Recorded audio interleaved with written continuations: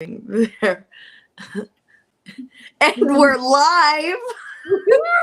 We're all for people leaving it, We're all for people leaving crappy day jobs to go do the fun shit and awesome shit that they deserve and want to do. Welcome, everybody. Surprise, we're here. We recognize the last Thursday of the month, nor is it the first Thursday of the month, but Erin is in a fancy show all the time that you guys should go see if you happen to be in the Dallas area. It's called House of Spirits, and it's fabulous. It really is. It's a good time. It's a cocktail soiree / immersive theatrical experience / haunted house. It's a haunted house for grown-ups that's a lot more fun and more stuff than just woo. Although there are ghosts. I am one of them. I love ghosts. Yeah. I love ghosts. Ghosts are great. I think we had a ghost invade one of our closets at work today because there was like this beeping. It was just like this faint beeping. And I was like, some battery is done. So I went in there and I was like, okay, what is it? And there was like a thing on the wall over here. And there's a thing on the wall over here. And there's a thing on the wall. So I was looking. So I thought it was coming from the thing on the wall over here. So I like walk up to it. And then the sound is coming from behind me. So I'm like, okay. So I walk over to that thing. And then the sound is coming from over here. And I'm like, So I walked over to that one, and then it was back on the freaking wall. I called in our maintenance team, and I was like, what is happening? What is happening? And they're like, well, we saw it, and that's why the door was closed, because we couldn't figure it out. We didn't want to hear the beeping. So great. That's helpful. I don't know. My reaction was, this is fabulous. I haven't had a ghost since I was in college, and there was a ghost that lived in the tech booth. So, this is fabulous. I'm going to leave it cookies or something. I don't know. Do ghosts like cookies? I like cookies, and I'm a ghost. So I would say so. Leave it cookies. I haven't had a ghost per se, but I have had creepy, weird shit that I'm going to owe entirely to Jamie Markey. Oh, yes. Yeah. Because it happened after I started listening to her podcast. The first weird, creepy, weird shit thing is that the first time I had a coaching session with her, folks, the incredible Jamie Markey. She's a voice actress who I'm sure if you've watched anime, you have heard her voice. She also hosts a podcast with Michael Tatum called Ghoul Intentions, which is in fact haunted. After starting watching it, and then my first private coaching session with her, I went into my living room and I had been listening to this thing religiously. They'd been talking about, lights flickering and people talking and shit like that. And there were these row of lights in my living room that were turned on, but with a dimmer switch. So these 4 lights all light up at the same time. It was dark in my living room. I bend down because I'm picking something up, and the lights slowly start turning on one by one. Just very slowly dimming up individually. And I just looked up at it and I was like,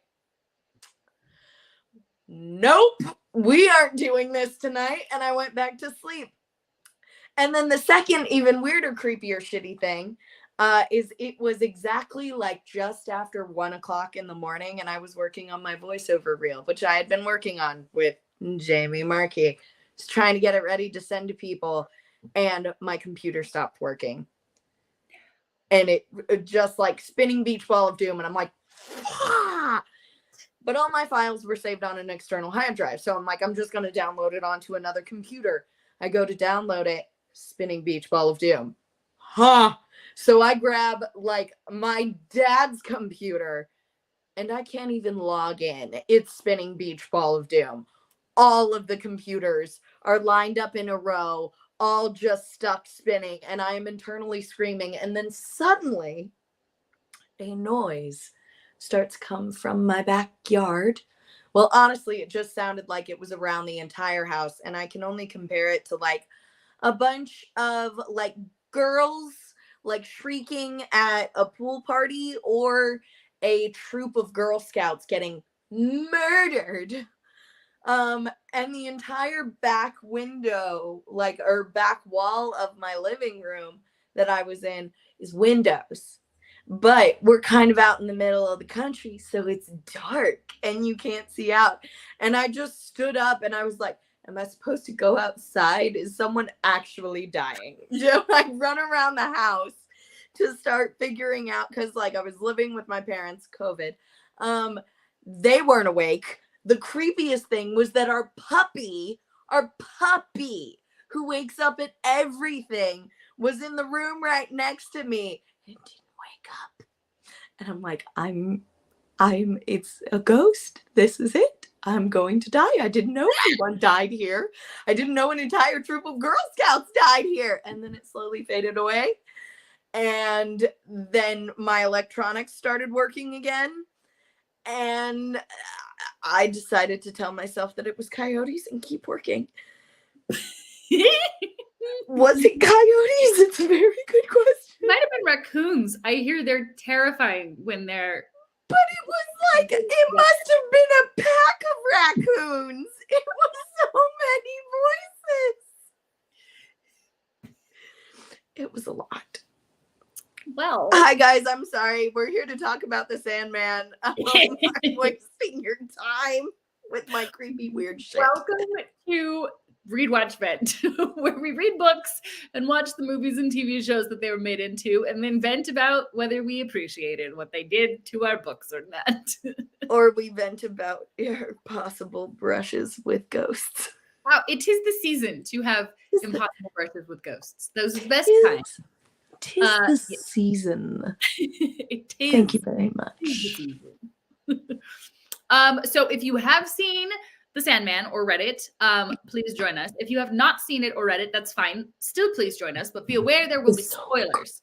So just be aware of that. Do with that what you will. This is your spoiler warning. We're going to talk about the whole show. All of it. The comic book series is rather long, and we were just reading the first comic book in the series. So we did not cover the whole series. I think the show actually covered the first 2 books, is my guess. I haven't read the second book, but that looks like about the end of an arc. So yeah. But yeah, so join us. If you are watching, feel free to drop things in the chat. If you're watching us later, feel free to message us on all of the social medias and let us know what you thought of our opinions or didn't think of our opinions, or you know, add to it. Okay. We'd love to hear that. you can hate our opinions. That's fine. It creates great entertainment. Exactly. It's interesting. It's interesting conversation.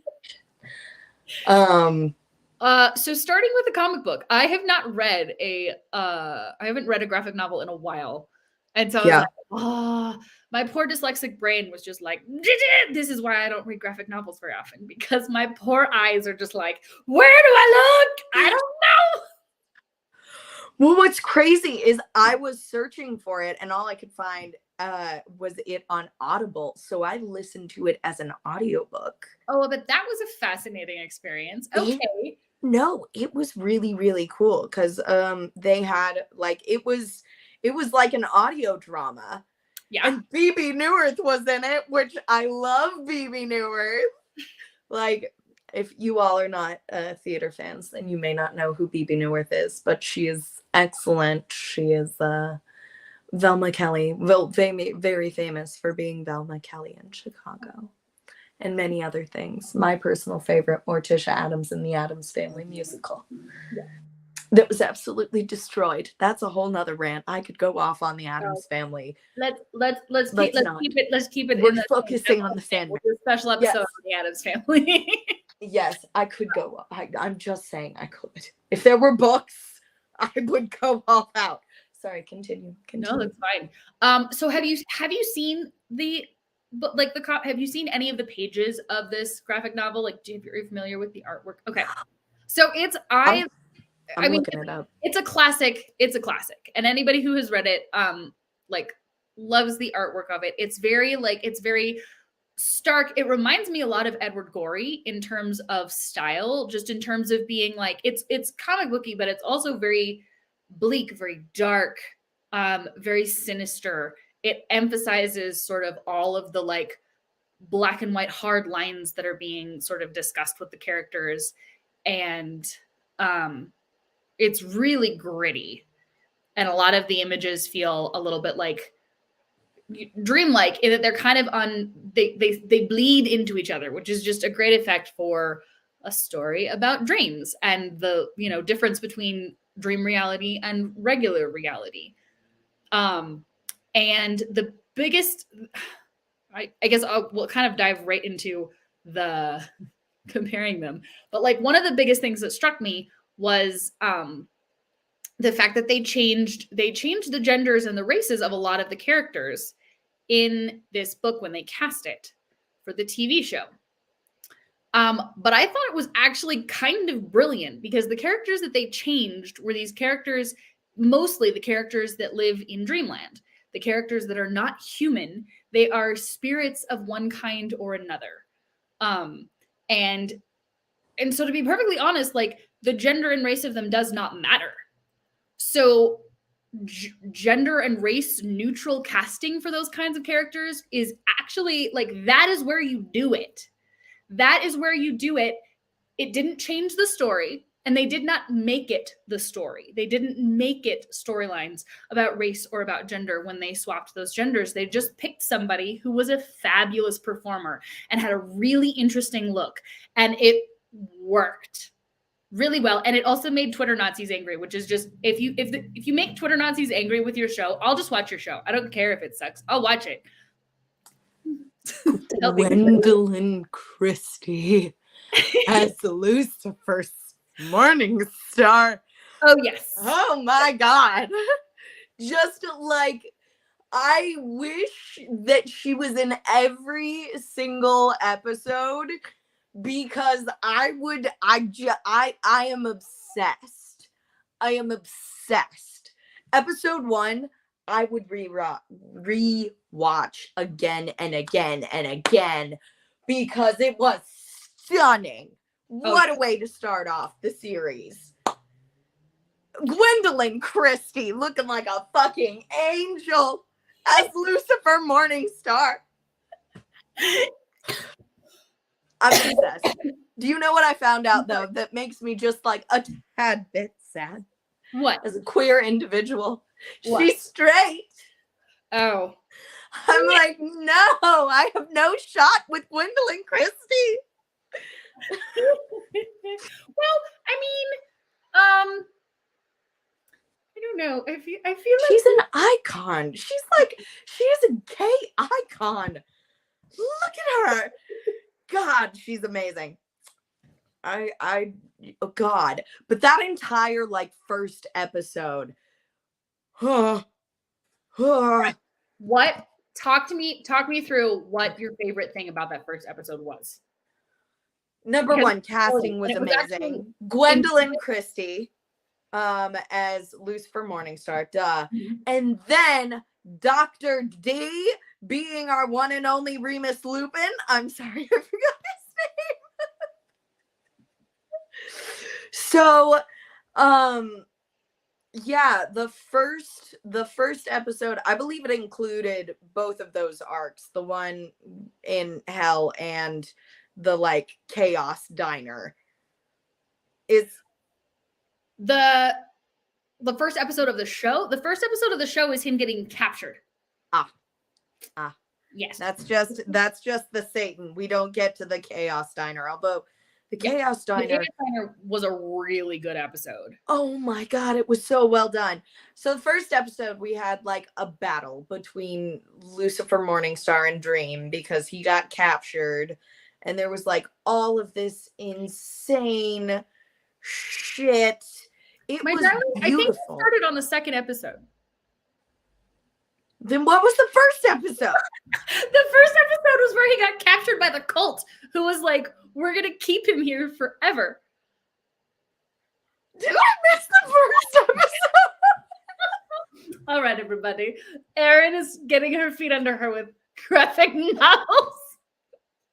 Okay, so I'm going to talk about the first episode. Please talk about the first episode. Because your episode is fabulous. But I'm like, hold on. Okay, so anyway, so the first episode, there is this cult in the early 1900s, sort of in the era of like mystics and seances and all of this sort of like fusion of like science and mysticism and religion and mysticism. And it was like the era of all of our traditions of ceremonial magic and Aleister Crowley and that kind of era.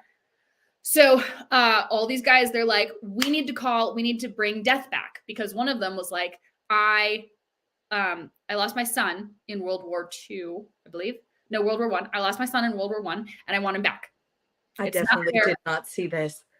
And so they do this spell to call down death so that they can ask a favor of death. And the favor is we want these people back that died in the war. They don't get death. They get death's younger brother, Dream. And they stick Dream in a like a cage for 100 years because they don't know what to do with him and he won't talk to them. But they figure out that he is magical because he has all these artifacts. And so they take the artifacts and they disperse them to their cult members. Some of them are stolen and whatnot. So Dream stays in this prison for like 100 years until the people basically kind of fall apart and there's a crack in their maintenance of the spell that's keeping him bound. He gets out and he dispatches all of them. The ones who originally did it are dead, and he kills their children and just traps them in dreams and is like, don't mess with me. You've ruined the world, because while all of this has been happening, no one's been able to sleep properly. And so all of these things are wrong. And so that is why he ends up in hell eventually, because hell is one of the places where one of his magical tools ended up. Okay, that makes sense. The first episode, in terms of like an adaptation from like book to screen, is like brilliant. It's like panel for panel, shot for shot. And this one, they didn't change very much in terms of the look of anything. They lifted that comic off the page and were like, let's just do this with film. They used it like their blueprints, and it was beautiful. It was absolutely beautiful. And it's kind of cool because Dream doesn't actually talk for like the whole thing. He just lets it be and is waiting and watching them, which I love about him because it establishes him as this weird thing that is so other. Like, he's pissed, but a normal thing, like a human thing, a mortal thing that's pissed would be mad. They would be talking. They would be trying to get under your skin. He just sits there for 100 years. Talk about screwing up your vocal cords. I mean, goodness. Wow. Silent. Huh. How did I miss that? I think I even didn't get that in the audiobook. What? How did I go straight to hell? Well, the hell episode is actually one of my favorites. The hell episode and the diner episode, both my favorites. And the hell passage in the comic book is beautifully done. Way different visual. This was like, it was completely different. Mm-hmm. The comic book is much more comic booky. Yeah. No, I thought everything about the hell episode was stunning. Just absolutely stunning. It was one of those moments where, like, I typically hate green screen stuff because I think that it looks stupid because it's not real. But they created such an astounding environment. Like, oh my God. And then, of course, you know, like, they had this whole battle of wits, I guess you would say. I think it's done even better in the show than it is in the book per se. It was a lot clearer. Maybe that's also because it had the visual and I was listening to it. I think one of the things that the comic book lacked a little bit, and this might be just because I'm someone with dyslexia who was reading it, and so my eyes go over the pages really fast, and it's hard. Like, so reading intricate things like that feel chunky to me, but watching it is beautiful and smooth. Also, hello everybody who's just popped in, and thank you for the heart, Jeanette Purdue. We appreciate you. If you guys have opinions on the Sandman, let us know in the chat. But yes, so I would say I liked the TV show adaptation of the Battle in Hell, the Battle of Wits better. I felt like it was a great piece of television right there. Oh, yeah. Absolutely stunning. Like I can't really say anything other than it just was so brilliantly done, so beautifully acted. Like I want to go watch it again right now. It was very creatively done. And I like this kind of like constant we talk about themes on this like we talk about themes of everything we read, because I think themes are real important when you're doing an adaptation from a book to a movie, because you can't put everything in the show that is in the book. With a graphic novel, it's a little different. You are going to have to embellish more because the graphic novel is smaller than a regular novel. So they did fill out a lot of things in a very convenient way. And I think Neil Gaiman was probably critical in that because he was helping with the whole show.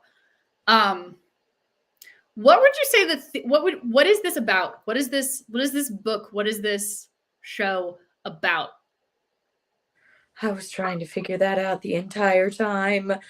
Number one, the power of dreams, obviously.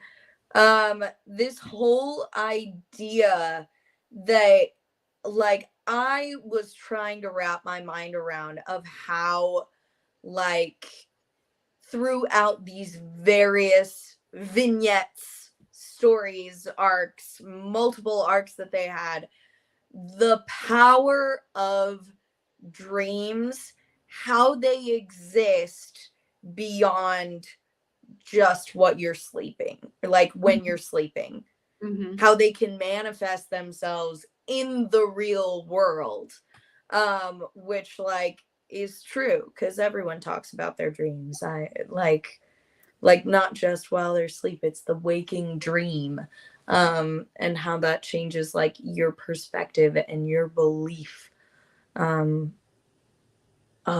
What is like real? the world around you. Weird. What? I love the juxtaposition that they have between dreams and death. Death, what a sweetie death is. Death is that was actually the one casting decision that I was most annoyed that the internet was annoyed by. I was like, literally, literally doesn't matter. The gender and race of that character does not matter at all. No. Also, Neil Gaiman had some really great slapbacks for people who were like, "You ruined it." He's like, "Thank you. You can leave. Don't let the door hit you on the way out." Because Death was beautiful. She was. She was just the sweetest angel baby. But the juxtaposition between dreams and death, I think, is really interesting because we think about dreams in terms of like these lofty aspirations. But later in the show, dreams almost flip into these things where you can get trapped, not in a nightmare, but in something that you want. But it is not real. Yeah. It is not what they're for. They're not for losing yourself in. And if you lose yourself in it, it is like death. You might as well be dead. You might as well not be here. Which I think is an interesting thing, especially for like artists and whatnot who are like, I have all of these lofty dreams. And how does that like comport with reality? What do you do for it besides dreaming about it, which is important, and being inspired to do these things is important and whatnot. But like, how do you not get stuck in the myopic, just like, this is what I want? Yeah. It was so crazy to me, the thought of how they would talk about the dreaming, which is the dream world, and how if there were issues in the dreaming, it would literally cause terrible things to happen in the real world.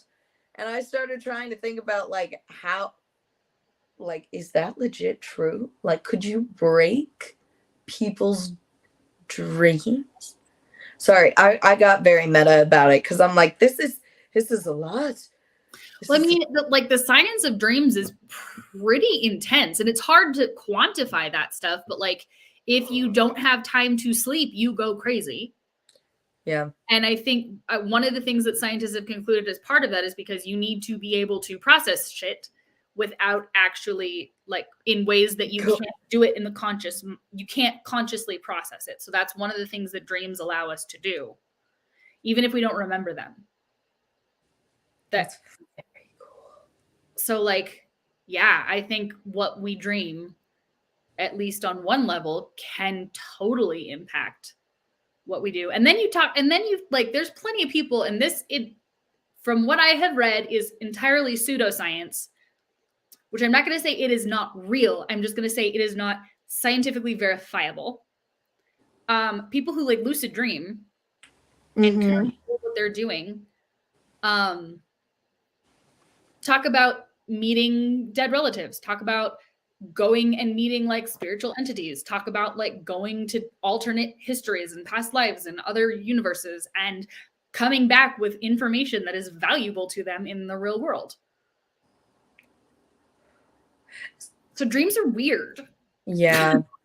See, in my dreams, I meet people that I've always wanted to meet. And it's gotten to a point where I'm going to make another Theater Geek reference. Patti LuPone and I have crossed enough paths in my dreams that now if we pass each other on the street, it's like, oh, hi, I remember you. The Patti LuPone of my dreams remembers who I am. That's amazing. And I hope someday you really meet Patti LuPone. Patty, if you're watching this, say hi to Erin. Oh my God, that would be absolutely insane. Hi, by the way, I think you're amazing. Also, I dream about you. That's fabulous. Yeah, I love meeting people in my dreams. I actually, I've started making notes on my phone about my dreams because some of them are just really stupid and crazy, but then some of them are, like, kind of scary. And then you actually, like, go through a dream journal and are like, what does this mean? And then it means some really dark stuff. Yeah. Speaking of dark stuff, that diner episode. Oh my God. Okay. So my which I think was essentially all of them. My favorite arcs were the Hell one, just because gorge. The diner episode. So I was very intrigued by that book-wise, because I'm like, Jesus, this sounds awful. All of the images that I'm conjuring in my head are awful things, but I'm still intrigued. And then, of course, the rose vortex thing. But the diner was not at all what I expected it would be in the television show, and I loved it even more for it. Yeah. It pushed the boundaries in different ways than I expected it would. In ways that I liked better. So in this diner of doom, per se, Remus Lupin is, oh my God, this episode was so scary. He was like, oh, poor lost old man, that this very sweet woman decided to pick up in her car and be like, hey, sweet old man, you look like you have dementia and you're lost. Can I take you somewhere? And then slowly throughout their conversation, Remus Lupin is, like, giving his old guy with seemingly dementia stuff and then revealing shit that's like, yes, I killed people. I was trapped in a mental asylum, but you're nice, right? Right. And you don't lie to people, right? Because I hate it when people lie to me. Yeah, and it's just like, it's one of those moments where it's like, honey, you are a mother of 2 little girls. You know better than this. Doesn't matter if he's a helpless old man, because turns out he's not. He's not. He's a murderer. It was a fabulous performance on the part of the actor who was doing it, because he is not an intimidating looking person. No. At all. But it was one of the most menacing performances I've scene. Well, no, that's the thing about it, is that it's not meant to be menacing per se. Because when you find him, you're like, I didn't even know that he was the character in the same character that was being referenced in that book until later, when we actually got to like the diner and his more scary side. Because in the audiobook, the guy who voices it sounds crazy. He sounds like in the pictures in the pictures in the graphic novel, he looks like a zombie. He looks terrified. Like, he is not someone you would pick up on the side of the road. He looks half dead. He looks like a ghoul.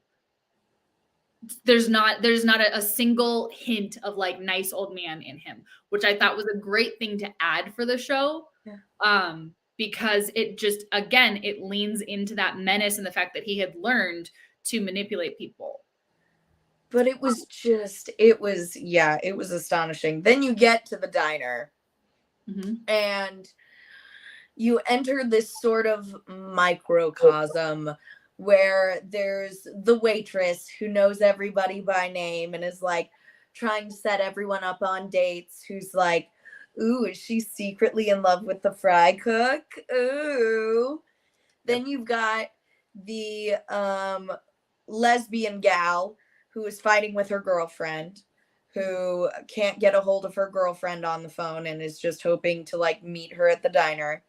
Then you've got the young businessman who's about to go off to his big, job interview to get the gig and stuff like that.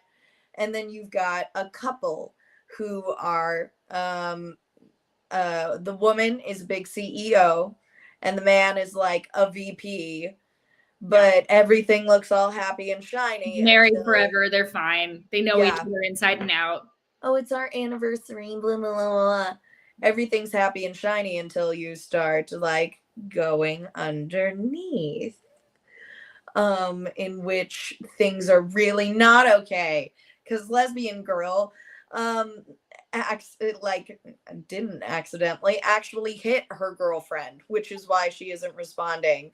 The CEO and VP couple actually hate each other. And then there's like, it just gets worse from there. It's a weird play on like, if our dreams could be real and we had no inhibitions, what would we do?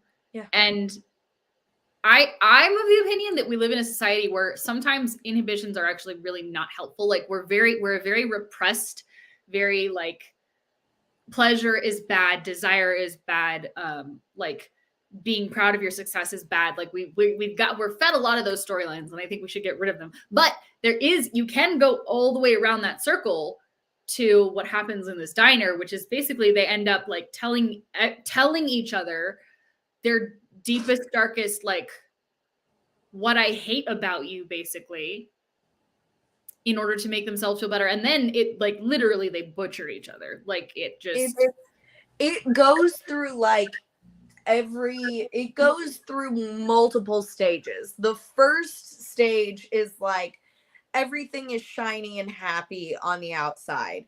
Then you've got, oh, the cracks are showing, because you start seeing sort of inside of people's heads of like, so that isn't actually the situation. Y'all are nitpicking at each other. And you aren't as happy being the adorable little waitress as you're really putting on.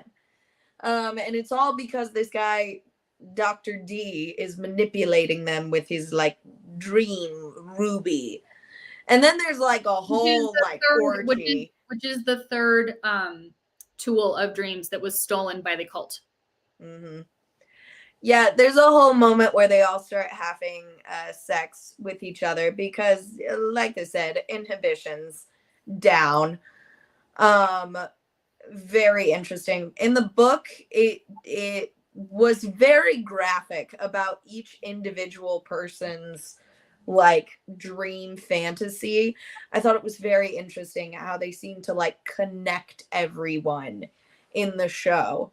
And I'm like, the way that they did it was absolutely masterful and disturbing. It's a great bottle episode. If you ever have like, and those are kind of hard to do in overarching stories, but it works well in the comic book too, like just as like a sliver of the story. It's a really great bottle episode. And if you don't have time to watch the entire show, but you want a really creepy like Halloween watch, I would recommend the diner episode, because you don't really have to see the rest of it in order to get it, but you get all of the like the menace and the darkness that is underneath the themes in this show. And it's very human and very raw. I was about to say, like, a lot of the scariness isn't. Listen, there's gore in there. There is some serious gore. That's not the scary part, really. But that's not the scary part. Yeah, the scary part are these like roiling emotions and secrets that we are all hiding underneath everything. So good though. And then another one of my favorite arcs, Dream Vortex. Yeah, the concluding arc, very, very good. So freaking good. So freaking good. Which, you know, you would think would be the most uncomfortable arc to sit through. So in their final arc, they have a girl named Rose, who like Dream has collected all of his tools back. He's back in Dreamland, and he is trying to take over as King of Dreamland, having been gone for 100 years. Things are kind of falling apart a little bit, and he's trying to put them back together. And he thinks the cracks are coming from this dream vortex, which is a human girl. Yeah. People are missing. People are not where they should be. There are like three things in particular: gold, and the Corinthian, and Fields Green. Yeah. Is that the name of it? Fiddler's Green. Yeah. So you've got this dream vortex named Rose. Dream vortex being an actual human being. She reconnects with, well, her great grandmother reconnects with her. And she was under that sleeping sickness. Yep. That they were loosed on the world 100 years ago. Mm-hmm. Where she pretty much slept through her entire life. And then she woke up and is like, what? I'm an old lady, and everything that I thought that I had, I do not have. That wasn't real. That's crazy. So she actually finds Rose, who is her great granddaughter, and Rose has been separated from her brother Jed as a child.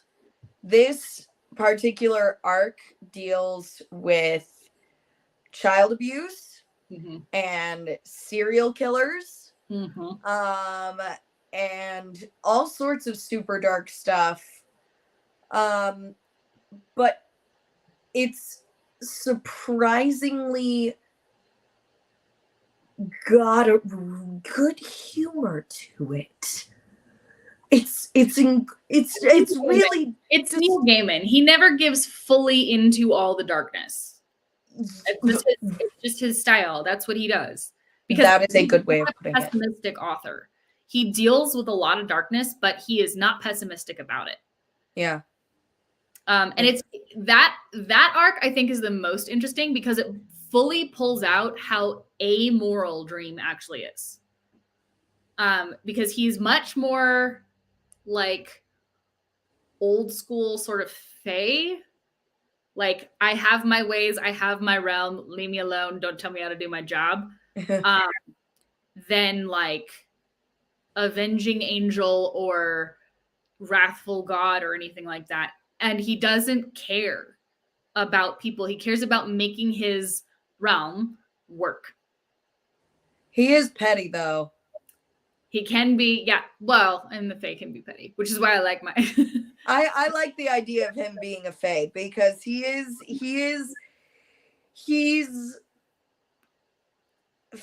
fair but unfair in the fact that it's like, you mess with me, oh, you're gonna get something back. It may be a lot worse, but tit for tat. It was equal, and I am the one in power, so my decision goes. Yeah, it may not be equal because I'm the one with the power, so I get to decide. Yeah. So he's not like it kind of brings out that he's not good, especially because he's like coming to kill this girl who hasn't really done anything. It's just that her existence is dangerous. And we've already set up in the show and in the story that like the dreaming, his realm is important. Yes. So he's not wrong. Yeah. But he's also uncaring. Yeah. Which is a thing that humans have to deal with when we come up against forces of nature. They don't. It doesn't care. It's not bad. The tsunami isn't evil. It just doesn't care that families live by the beach. Yeah. That's so brilliant. Yeah, no, Dream really is kind of a force of nature. He's very much about keeping balance.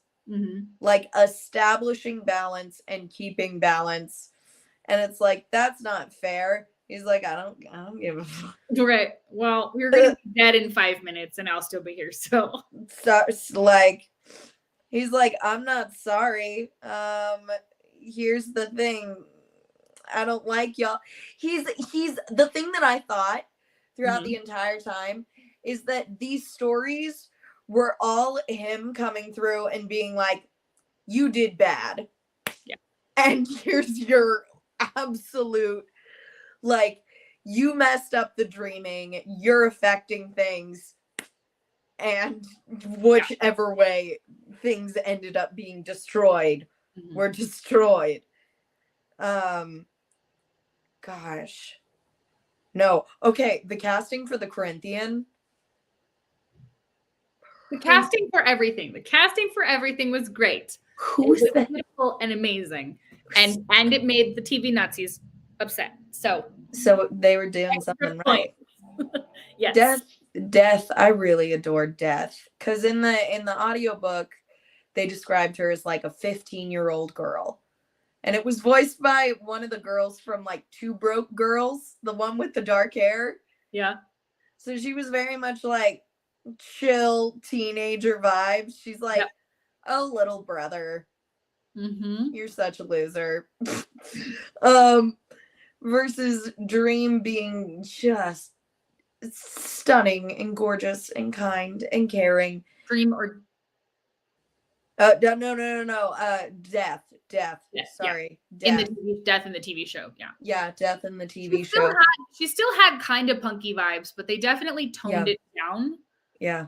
I think probably because punk reads differently in today's society than I think it did. I'm actually going to look this up when the Sandman was written. I should know this because we're doing this show. But when was the Sandman written?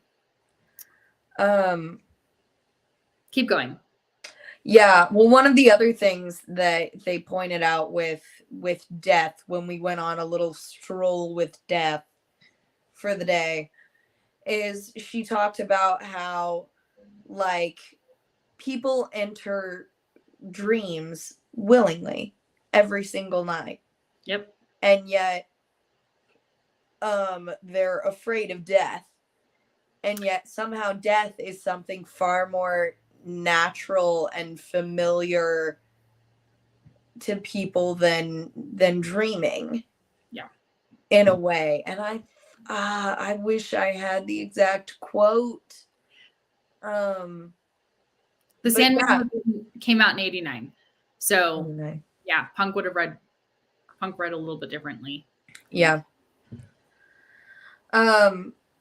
No, but this idea of like they created this character Death of instead of like Grim Reaper, scary dude with a scythe, to this young woman who was kind and caring and gentle and cared about getting to know humanity. In a way that Dream did not. Yes!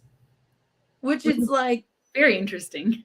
I thought that was so fascinating. Like, Dream did not care about people, to be honest. He didn't care about humanity whatsoever. Death did. And yet people were afraid of her, not Dream, who literally was like, you fucked around. Now you're gonna find out. Yeah. Yeah. I will definitely be watching more of this show. Oh, absolutely. There's more. So good. Which, now that I'm saying that again, another thing I should know. Sandman renewed? Please renew. Not yet. That's why. Yeah. I was like, I didn't hear about anything, but yeah, it has not been renewed yet. Listen, it's Netflix, and yeah, I'm sorry. I love the theater kid vibes about this entire thing. Yeah. I'm sorry, John Cameron Mitchell singing Rose's Turn dressed in drag. Ah! He posted something on Instagram about how he's like, I now have a new dream to play Mama Rose. And I'm like, yes, I would fly across the country to go see that. John Cameron Mitchell dressed in drag and kept doing Mama Rose. Yeah. It was just so beautiful. The entire thing. No. All of the casting was so good. Overall, go see it. If you haven't seen it, add it to your list. It's great. I'm going to be honest.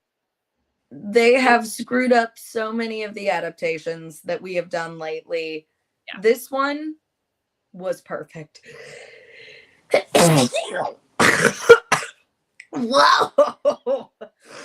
What was that? I apologize. I tried to lean off screen, but it keeps going in weird directions. So if there's anybody who's watching this after the fact, I would love to hear from some more hardcore fans, because I'm a fan of Neil Gaiman, but this is my first time going through the Sandman.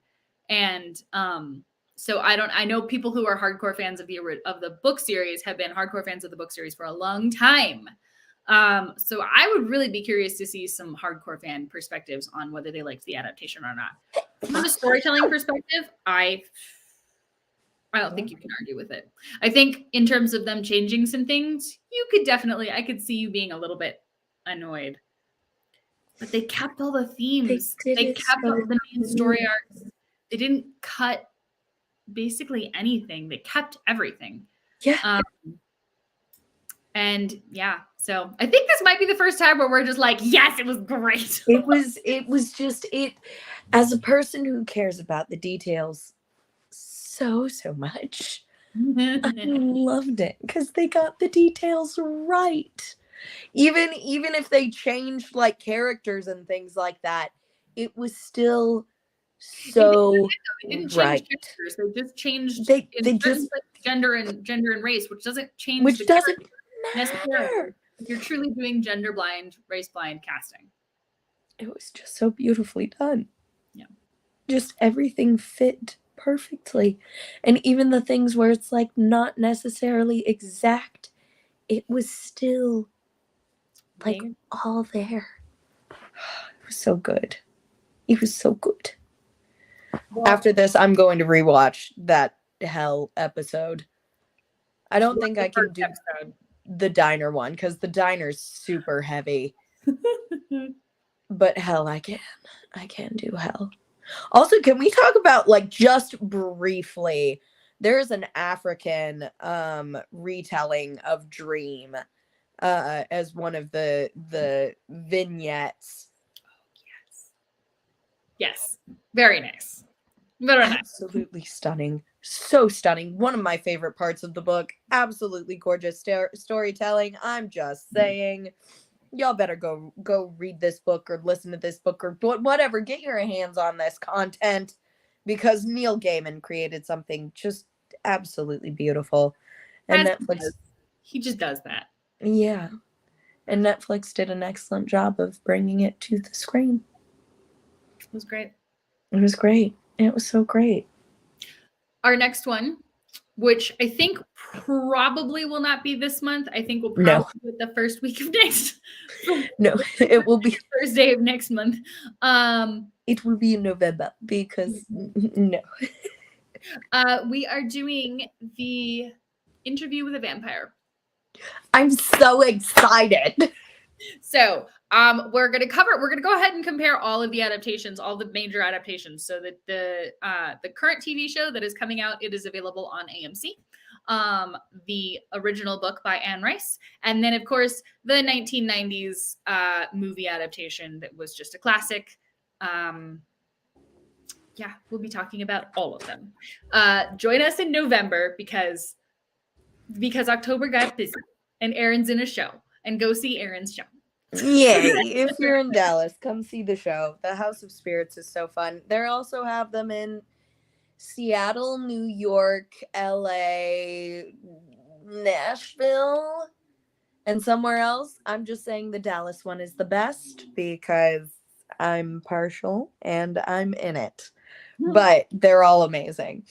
Go see the show. That's awesome. It's so fun. We love you guys. We'll see you next time. Oh, and join us, well, hopefully, as long as our cast is healthy, which apologies if any of you are watching who normally stream on this channel for our Monster of the Week show. We've had people sick the last 3 weeks.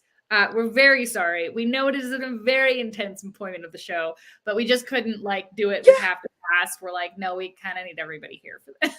Y'all are getting right up to the end. We are. I was so mad when y'all were like, this is it. This is going to be the one. And then they're like, nope, no, it's not. We're just going to keep going. I'm like, well, this is season 1. We've got the show planned as season 1. And then however this ends is going to decide what our arc is for next year. Cause we're doing a season 2. So, yeah, anyway. Oh, Erin's so excited at the movie. Yes. So I need to have Tuesdays. We're usually here as long as we are not sick. Yes. But we'll see you guys on Tuesday at 8, hopefully. Have a great week. And